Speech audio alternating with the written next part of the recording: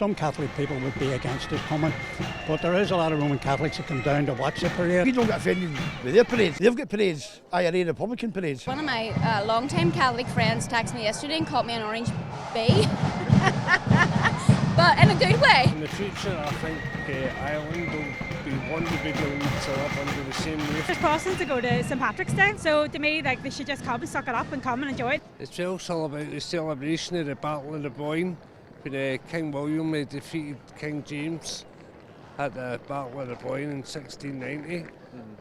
This is the 334th anniversary of it. If you look at it, like, we've been talking to people there and they're from like all different parts of the world, and they've been over here today to see what it's all about. So it's not just Protestant now, it's like all different countries are coming in now into different religions.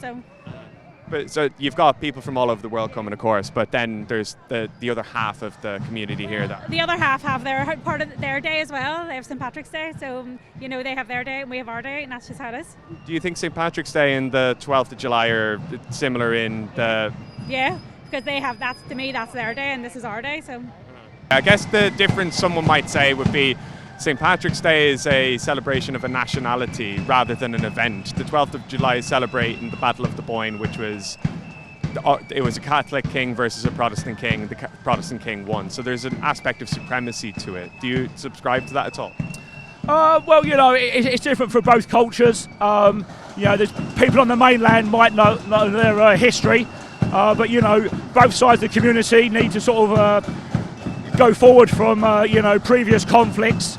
To create peace, throughout this country, Europe, worldwide, things need to progress and go forward from here, really. We don't get offended with their parades. They've got parades, IRA Republican parades. We're loyalists, we're loyal Protestants. We're entitled to walk the Queen's Highway. And if they don't like the Queen's Highway, they walk the Queen's Highway, but they do it with balaclavas on. Maybe they would feel intimidated, I don't know, but that's a personal preference. Like, you shouldn't feel intimidated, but I can maybe see why they are. It's like though, like Gaelic and stuff, like I suppose if we went to a Gaelic match, you would feel a wee bit like, but again, it's their culture, it's their sport, so you just sort of like, it is what it is. It doesn't need to be hatred, it could just be, but like... I enjoy St Patrick's Day the same as I enjoy this. But like down in O'Hare, like the Catholics would come out and they sit and watch the parades in the morning, because it's like community, we're all local and we know each other. It's a day to celebrate the Battle of the Boyne, Catholic king versus Protestant king wins. You're saying that you're happy to go to something like St Patrick's Day, but a lot of people were drawing an equivalence between, well, this is our St Patrick's Day, Do you think that's a fair comparison to make at all, or...? Yeah, I suppose it is. It's like a day to celebrate our culture. Yeah, I think it's just up to your personal preference.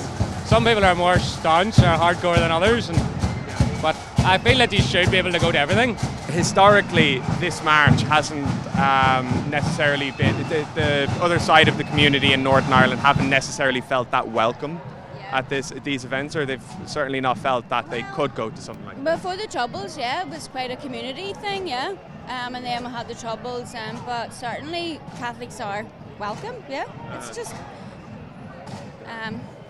So what do you say to people who still feel like they can't really go about their day-to-day life on a day? I understand it, I definitely understand it, but I mean, it's just what it is here, but they're certainly welcome.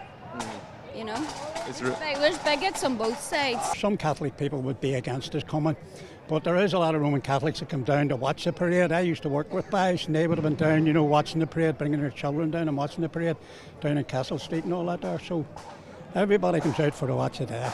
You're from London. What are you doing over here?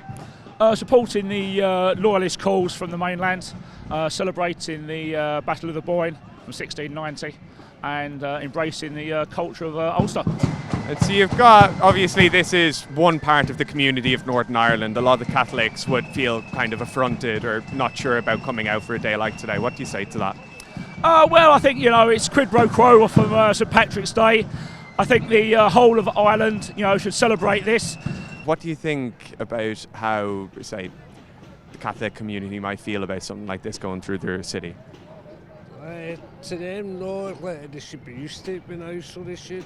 No, and they shouldn't be bothered by it because it's well policed and well patrolled. No, and with CCTV nowadays, it shouldn't be a problem. No, they should just accept it and go on with their lives. Yeah. And so you say accept it and get on with their lives. There may still be people that feel intimidated by this kind of thing. You know, it's a. Not at all. No, why should they? Why should they? It's not doing them any harm.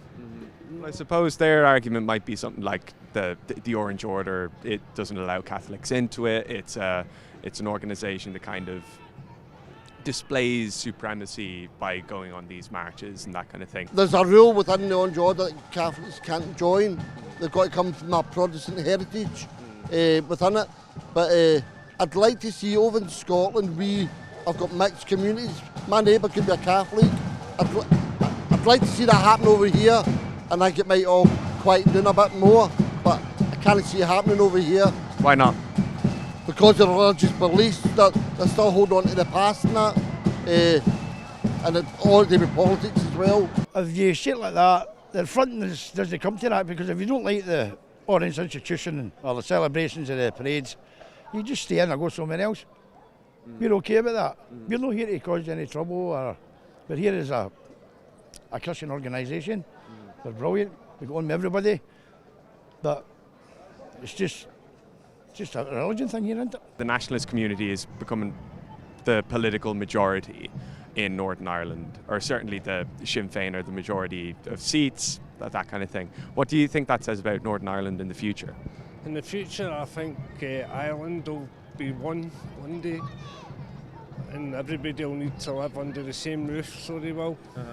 How do you think things like this are going to have to blend into a united Ireland? Well, Ireland's just going to have to get used to it, so they are. But it is going to happen one day. Why do you think that? Because everybody will learn to live together as one. And everybody will be governed, under the same rules, so they will. Everybody will just need to accept it. So do you think like the Protestant community around here today would share that point of view? No, because in Ireland it's totally different. And through Scotland, in Ireland it's a territorial thing. Those whereas like over in Scotland, like we've learned to live with it, so we have. With the election that just happened there as well, you had Sinn Féin became the largest party in Northern Ireland. What do you make of that? Well, they got the people out to vote for them. The Protestant people or the Loyalists didn't go out to vote for their candidates, so they get out to vote, they get the main party, that's it. Yeah. And of course now, so they've got the First Minister, they've got the largest representative constituent in Westminster as well. Yep. So their big thing is, of course, Irish unity. How do you think things like this fit into a united Ireland if that were to happen? Well, I don't think a united Ireland will happen, because I think a lot of people up here, they know that they get more benefits here in the north than what they do in the south. And at the minute, the south couldn't afford what would have to pay out for here. So I think that unity will come about eventually, but it's on a long finger. I really don't know what's going to happen in the future. Seriously, this place is and I'm serious, I'm not bullshitting here, blowing smoke up your arse. I just hope this place that's my grandson, that's my daughter and my grandkids, and I just hope that we can all live together in peace, because nobody wants to go back to what it was. Finally, what do you say to people from the Catholic community that might still be intimidated or not sure about coming to something like this? Well, it's a free thing. You take it, the St Patrick's Day parade. There's a lot of Protestants won't go to watch St Patrick's Day parade, but sure, St Patrick's, everybody from this side and they're saying. So it's free will. If you want to come and watch the parade, you do it. If you come and you offend it, you stay away. There's Protestants that go to St Patrick's Day. So to me, they should just come and suck it up and come and enjoy it and say that it's not all about that. It is a good family day. Like, my kids love it. I've got a child here and a child there, and it's a great day. It's full of music and full of laughter. So